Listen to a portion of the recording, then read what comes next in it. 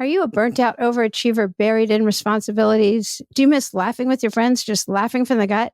Do you feel like life's passing you by? If you've been wishing for some kind of shift, you're in the right place. Welcome to 52 Weeks of Hope, the show where we take you off the hamster wheel by ditching your to-do list for the to-don't list. This is where you get to learn how to make that lonely ache vanish, learn self-compassion techniques, and to give yourself grace. I'm Lauren Abrams, and I get to help you feel that magic again since going through my own dark night of the soul, so you can learn from my experience and the mentors and experts I meet along the way. And today we're talking to author, inspirational leader, and your advocate for your new life, Jody Wellman. Do you ever feel like your life's on autopilot, or like there's more? You're not doing what you're called here to do? Are you ready to find out your purpose and feel happy again? You're in for a treat as you get to learn how to put vitality and meaning back into your moments and look forward to your day again. Listen as Jody guides you to tap into your intuition and helps you live in your truth and your joy. Author of You Only Die Once, How to Make It to the End with No Regrets. Welcome to 52 Weeks of Hope, Jody. Thank you, Lauren. I'm excited to be here to chat with you. Yeah, I am too.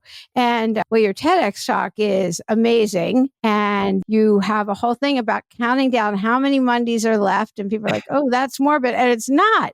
It's how to live your life with meaning. But how did you get to where you're counting how many Mondays are left in your life, which is so original? Yeah. And I like how you pointed it out that definitely some people think, wait, what? That does not sound like something. I mean, should I click off this podcast? And no, don't yet, because we promise it won't be morbid. It'll be motivating. I was studying this topic of memento mori is the Latin phrase that means remember we must die.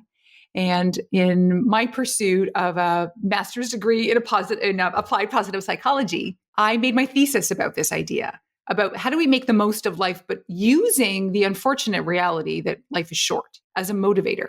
And it may seem counterintuitive, right? Because we may think, well, hey, if we're studying positive psychology, it's like the study of abundance, it's the good stuff. And yeah, but unfortunately, we need those reminders that life is scarce.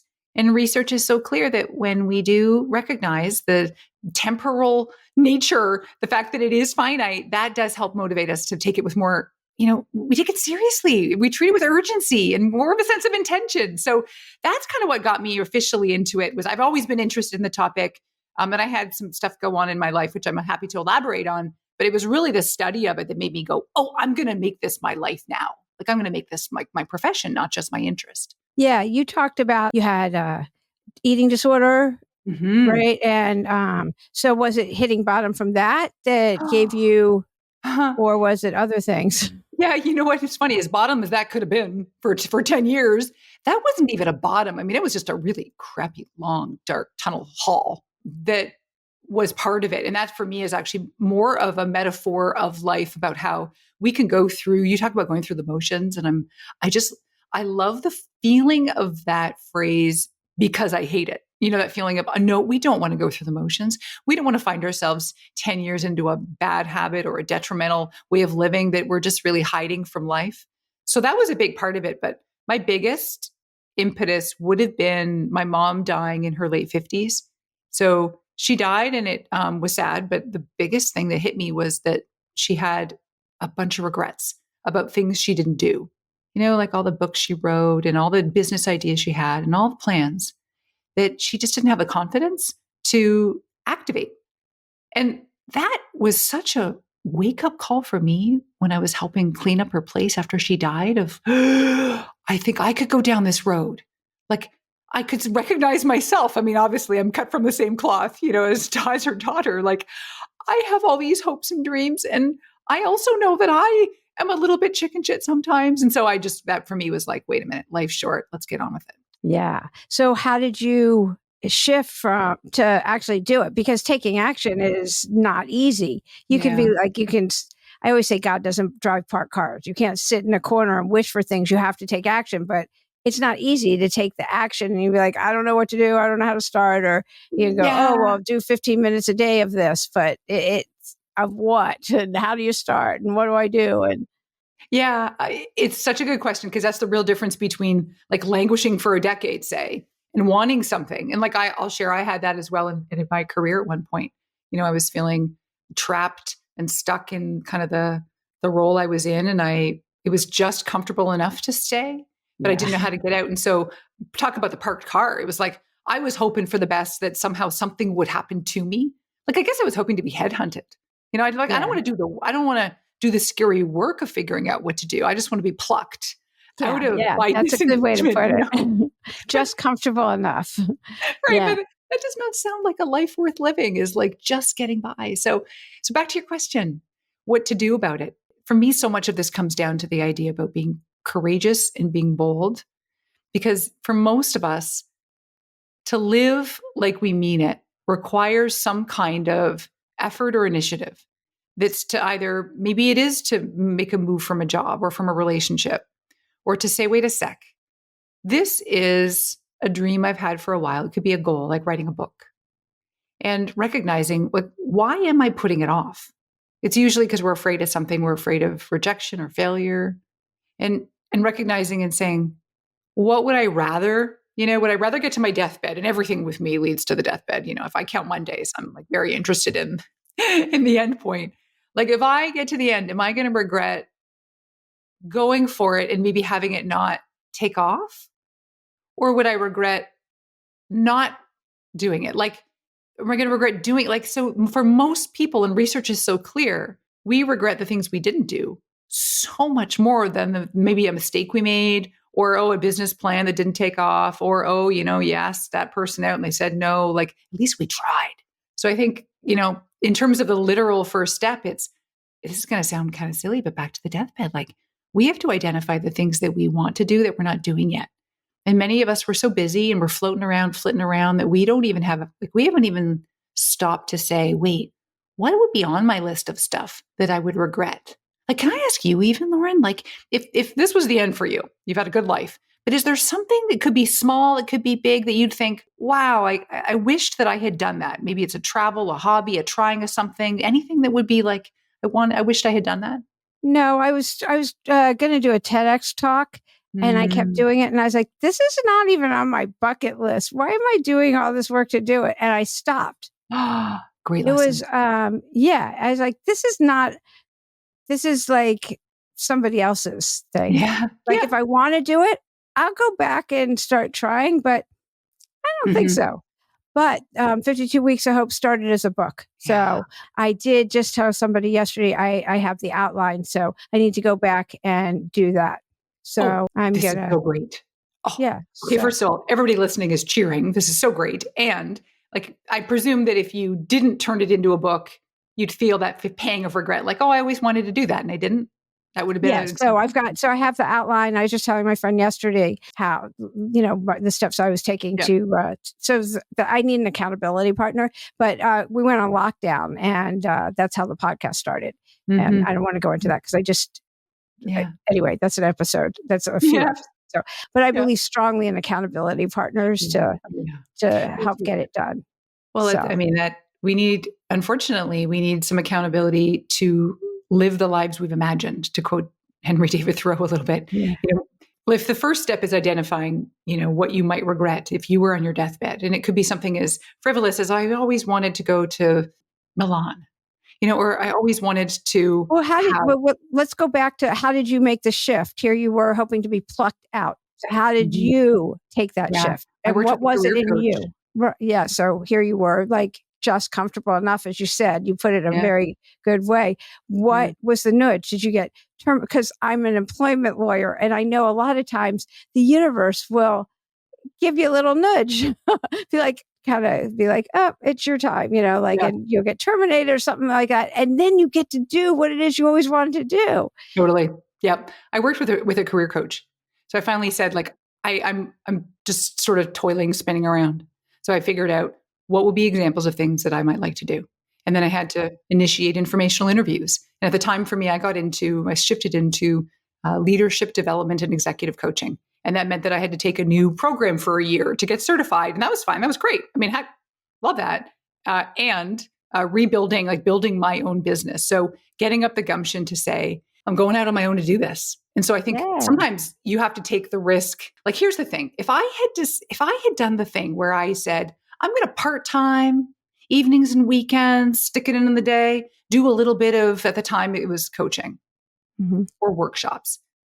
There also would have been just enough comfort to not really make a move. But for me, I had to do a cold turkey. Like I had to say, I am done. I'm transitioning. And I needed the discomfort of, I need to now replace my income, or I need to feel like I am really contributing, or I need to make a difference. Like I need to feel like so I needed it to be a little bit of a grand gesture. I don't think that everybody needs or wants that, but it was working with someone to help me see this is really the thing that I think is going to give me a shot at joy. And I'm going to go for it and being brave enough to say, well, I'm going to jump into the deep end of the pool, not put my toe in the shallow end.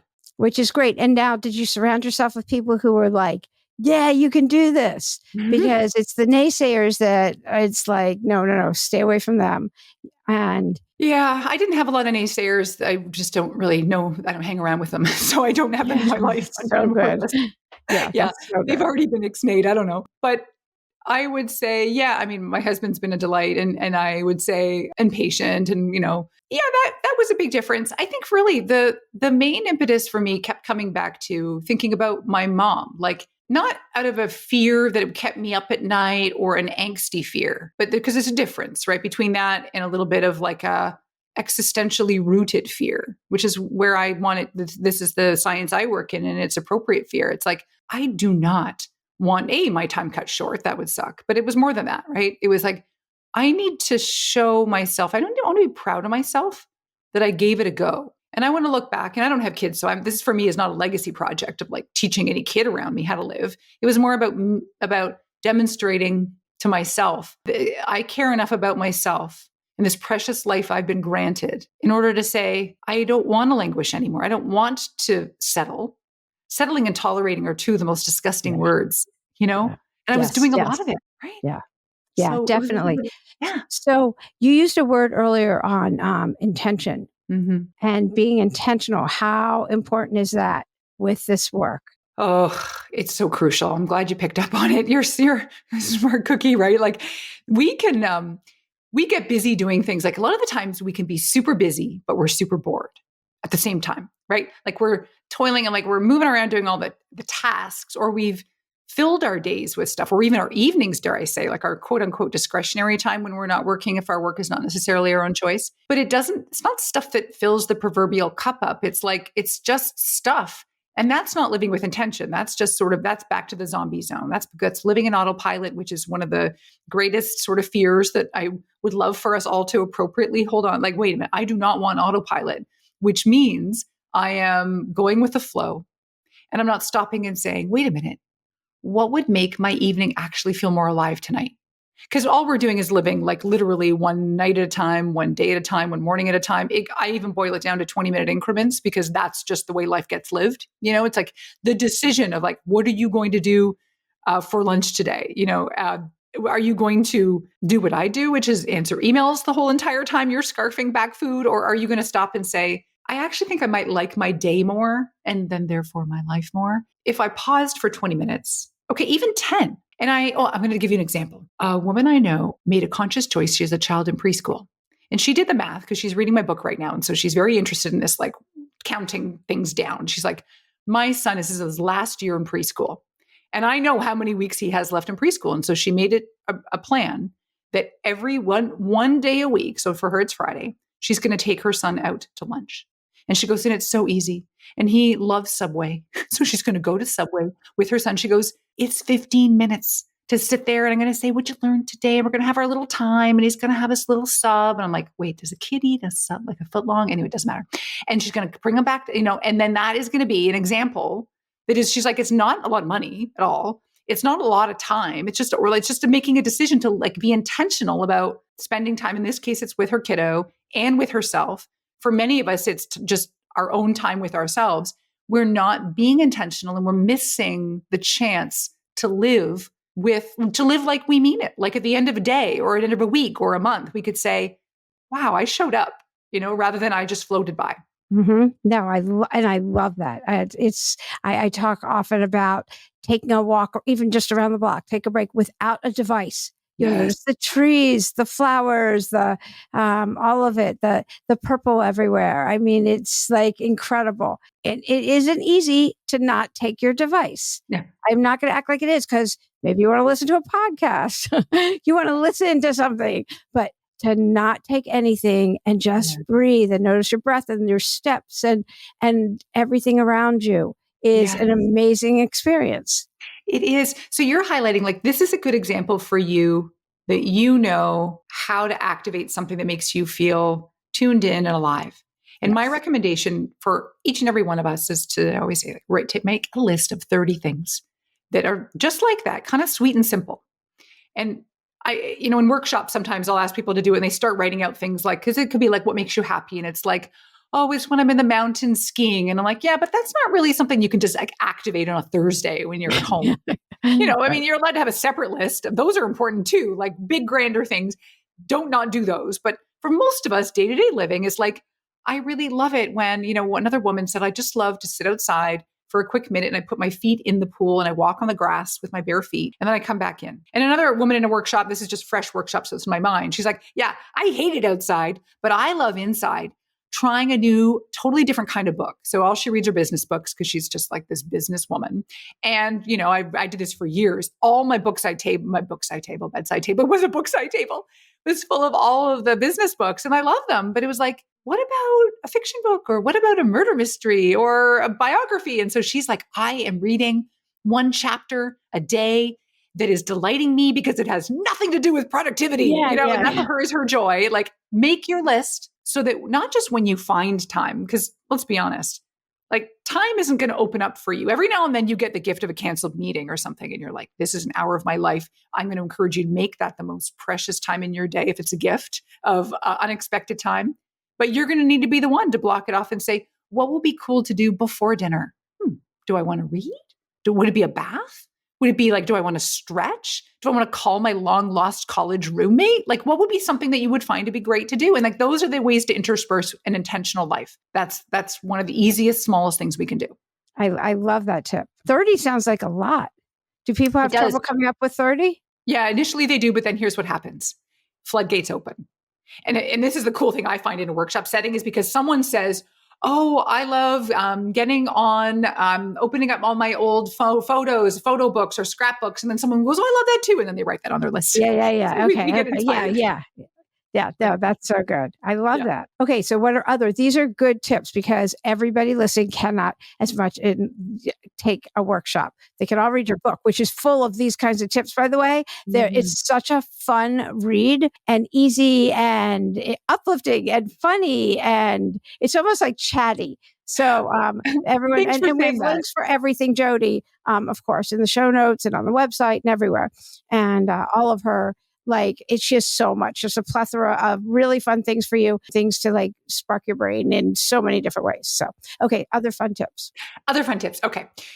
Thank you, by the way, for saying that, because there is a definite, art and science to talking about death and the way that makes you feel like it is, it is fun. So it's only in our society that it's not normalized. In other societies, it is so normalized. Right. Let's use this to our advantage. Let's poke fun at it. Another way that I recommend, in addition to, I think we kind of glossed over it a bit, I did, was like, the first step is to count how many Mondays you have left. Like, we can't move on, I don't think. Like, for me, that's foundational. Yeah. It's only when you say, like, I know I have 1,819 Mondays left on average. I hope to beat it, but I'm realistic. You might not see me tomorrow, That is the thing that ends up making us go, oh, like, why am I putting this thing off? This is like, why am I sweating the small stuff? Like, this is the thing that I want to fit into this time, and it helps you prioritize. So number one, I think that that's crucial for all of us. That's key. Now, another thing is, as you would know from reading the book, I look at life in a couple dimensions. So there's the idea about widening our lives and deepening our lives. And I think that we make our lives wider when we add more vitality in. And that's the stuff that's like the pure pleasure, the fun, the experiences, the things we do, the roller coasters, the tasting menus, just the fun times. Hobbies, and then the deepening, as might expect, is more about meaning, and that it's about adding in and being thoughtful about like your purpose, having good connections and relationships with other people, maybe a sense of spirituality. It's the deeper stuff. And for most people, I think that one of the required things is to diagnose the dead zones, I call it. And it's designed to be self-reflective. And it's part of the pre-mortem in my book, where there are about 898 questions, which is like, let's look at your life. Where is it working for you? Okay, do more of that. And where do you feel flatlined? Because is it in the realm of vitality? Do you feel a little bit like I need a little fun?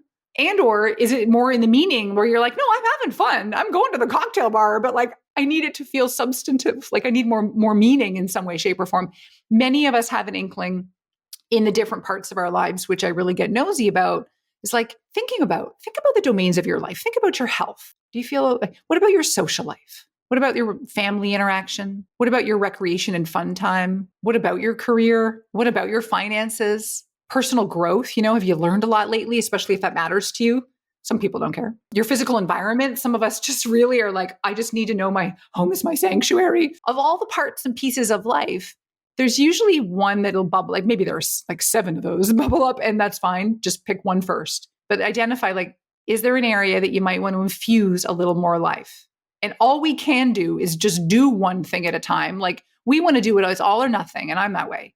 Yeah. But you can't I was like Mach 5 or fuck it, you know, like no. I love that. That's a t-shirt. We got to make that. It needs to be like, my whole adage is like one small thing. Like if you do one small thing today in service of living lively, or so say maybe out of that little list I just riddled off, maybe you're like, yeah, the health thing. I really want to get active again because my body feels like it's like dying on the vine over here. Yeah, I'm a slug. I need to get out. That might be an example where it's okay. What could you do what did you used to do when you were feeling more energetic? So number one is don't reinvent the wheel unless you're motivated to already. But like if you're stuck and you go, I don't know how to do, well, wait a minute, back when I was doing, I'm going to make this up, like playing tennis, I felt so fun. And it was like, I felt active and I looked like the skirt I wore, like, then go do that again. But if you don't have an old thing or you want to try something new, we just have to commit and do one thing today. And what that usually looks like is going online and registering for something. Like I do this in a lot of workshops, and often at the break, people will go and do something and they'll come back and be like, I registered for a golf lesson next Saturday. I'm so excited and nervous. And like everyone's excited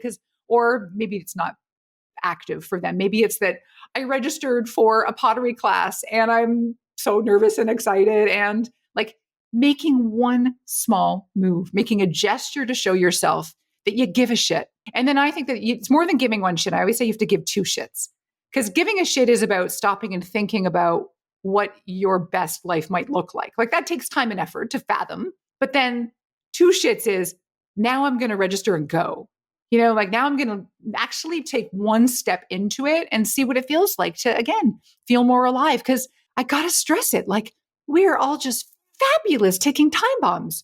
And I would hate the idea that any of us gets to the end and says, I really wanted to do this thing and I didn't. Or that I get to the end and I feel like I didn't participate enough, you know? Like I wished I had gotten up off the couch more. That's usually I'm magnetically attracted to my couch. Well, there's the 5 regrets of the dying that you didn't allow yourself to be happier is one of them. Mm-hmm. Right? I mean, that was the palliative care nurse. Yeah. I like the palliative care nurse. It was over 5,000 patients. I think it was wishing you lived a life true to yourself instead of what somebody else wanted you to do. Yeah. I just read this again. Wishing you didn't work so hard. Mm-hmm. Hello. So all you overachieving, burnt out people listening. Yeah. So, and wishing that you stayed in touch with your friends is also one of them. So I love the fact that you said my old college roommate who'd love to hear from you. Yeah. Right. Yeah. I think the social part is an interesting one. Like many people have found that the good old fashioned plague, derailed us from not only doing things that got us up and out and at 'em, but of course the social side. And I'm noticing there's a big hangover that's happened because of it, where we adapt super fast in life, and that is a good thing and that is a bad thing. So we end up just getting into this sort of smaller, narrower life. And it becomes a bit of like, now we're in a routine, which again, warning signs for autopilot.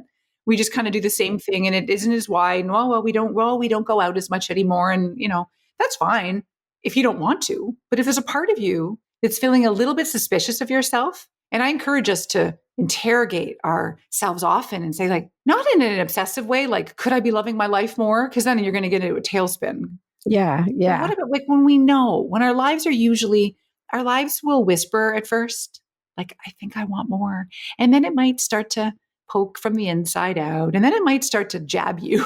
And then it might show up in a lot of dysfunctional ways, eating disorders, for one example. But all the ways that we're like, I want more and I'm scared. Maybe let's acknowledge it, that it does take courage sometimes. I threw out a silly example a sec ago about pottery class. Do you know a number of people that I've worked with in groups, or even when I used to work individually with people, that really want to do a thing, but they don't want to register because they're afraid of looking like an idiot? Like everyone is going to look like an idiot. I mean, anybody who starts anything that's an intro class is going to look like an idiot. But also, I keep thinking when you were talking, I'm like, we're pack animals. We are not meant to isolate, and all the isolation problems. And yet I work from home. I talk about this a lot. Who knew you could practice law from home? I podcast from home. Like everything is from home. And when people want to get together, I want to hike. I want to do something that's active because I sit all day, and I can get very comfortable by myself. We really, but it's when we're amongst a bunch of people, you just did a group thing with a bunch of people. And then when you're in that environment, whenever I do these and we're hugging each other and we're around each other, like, oh yeah, I love this. Yes. You have to be in it. And you're like, I need this. This fills me up. But then when you're not around it, you're like, oh no, I'm comfortable like this. And you forget. You do. Back to that idea about adaptation. We find ourselves, and unless we are, again, are very, unless you're working with a coach or you're very, you're just super in tune, most of us are not self-aware enough to check in regularly enough to go, wait, I call it literally taking your pulse. And of course, I need the metaphor because sometimes there is no pulse, but that's usually a little bit too late. But usually it's wait, this is most of us, unfortunately, let it go a little too far before we kind of course correct. And I just think, let's not waste that precious time doing that. Let's be proactive and say, my balance and my need for social needs are this. And I think that's part of the diagnosis, because some people are more extroverted than others are introverted. Some people want more adventure than others. Some people want more learning than others. Some people, again, want the quieter life, and that fills them with joy. If it's really I love tending to my garden, said one woman, and I want to read and I want to cook and make special chicken stews. And for her, she loves doing that for her family, and that's her joy. When to another person in the workshop, they're like, oh my God, blow my head off. That's not the life I want. I'm like, great, go tell us about your life. And they're like, I want to be planning a around the world trip, and I want to be trying the new caviar at the newest. I'm like, great, go do you. No matter what though, but just do the thing, rather than finding ourselves off the path and then waking up and going, whoa, how did I let things go? Because we do let it go. Right. So what do you tell somebody who is not doing what it is they know they're called here to do, and they're afraid to take that leap? Yeah. First step is, of course, asking questions. That's the old coach in me that can't not do that. It's getting curious, and I think really let's start with what's called appreciative inquiry. I don't know if you have heard of that before, but it's this notion about, it's based on the premise that we live in a world that our questions create. So if all we're asking ourselves are what's wrong, or what's the problem? What can I fix? It's noble. I mean, don't not fix problems, but we're going to kind of be living a life that's in a bit of a downer energy about problems versus what's possible? What's when that was working well, what was happening? What lit you up then? What is it? What do you have to gain from this if you did take this risk moving forward?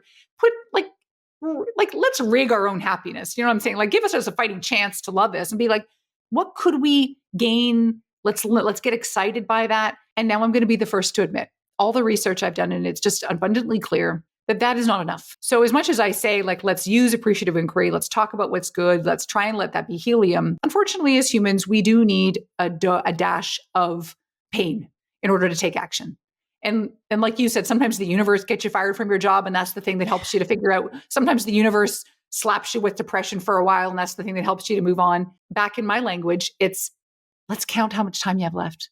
Let's count how many big vacations you have left, how many summers, how many more visits to your parents. Let's get you putting this into perspective, because those of us, we often lose the perspective on our impermanence, and it makes us take things for granted. It makes us just go on and live like it's just another summer, when I'm looking at it we are on the cusp of summer. And this might be, I'm not that morbid to say this might be my last summer. I don't really think that way. But how do we use this to heighten our sense of commitment to living. Like, I want to make the most of this summer because as far as I know, I'm as able-bodied as I'll ever be. Like, as I age, things are only going to get rustier, right?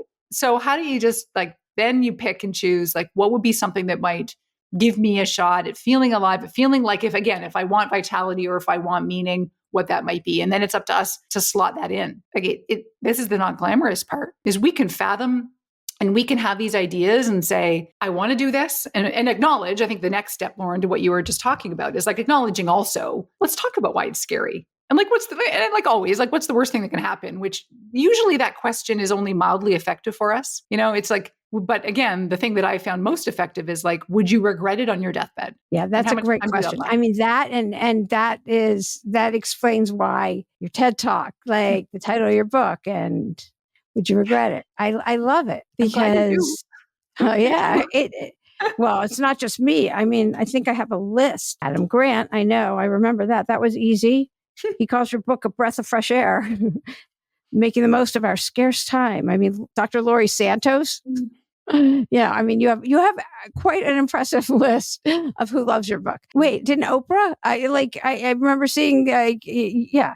Oh, you're on I Oprah's. Like, I love that you're on Oprah's list. Yeah. Well, one of my excerpts is in her Oprah Daily magazine. See, you can manifest anything, you guys. Yeah. And so, what is and I'm going to go from that to what is the hardest challenge that you've gone through, and how did you get through it? Mm-hmm. Mm-hmm. I'm kind of torn because I want to go in two directions. We've talked a little bit about, the eating disorders was something that would seem to be an obvious answer. But I think with the right help and care and the right timing in life, that's something that, the getting the right support and feeling like you need bravery to do that. But that felt like the prescription seemed to make sense. So that one to me, I'm going to acknowledge it as something that felt hard, but I'm also going to say maybe more specifically that I think applies to more of us. It's overcoming fear. And I talk all about this stuff, living life boldly and committing and participating, because I need help with this and daily. Like I count my Mondays every week. And I talk about it a lot. Now I have the pleasure of getting to talk about it a lot in this because I love the idea of it and I need it and want it. Like it's not enough to just say it once. It's that, like, even for example, pursuing some of the people that I did want to blurb the book, give an endorsement for the book. You got to be bold, or making decisions like even going out and finding an agent to start to send a query letter or to write the book. It's like, that's the stuff that my mom didn't do. Those bold steps that are like wow, that's metaphor, like do or die moments in your dreams. And she just chose to die in those moments, in those dreams. And I sound judgmental of her and I love you, rest in peace, but it's true.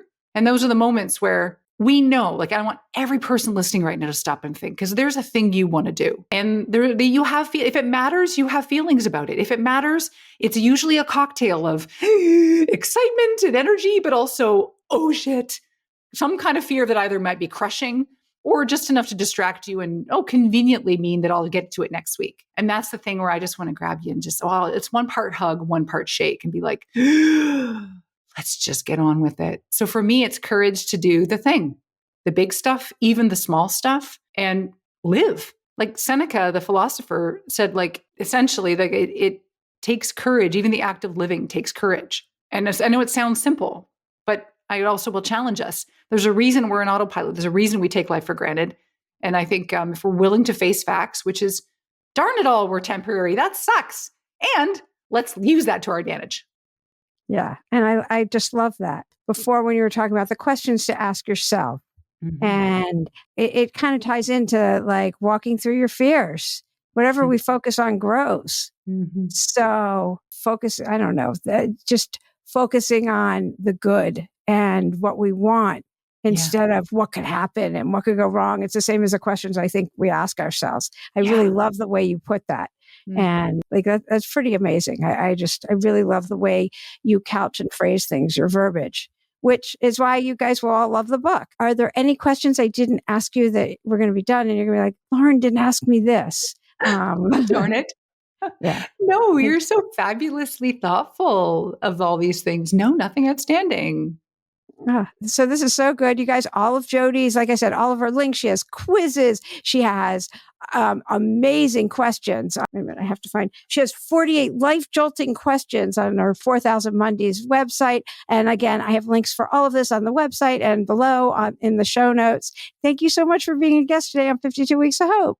Oh, thank you so much, Lauren, for having me here. Time well spent. Yay.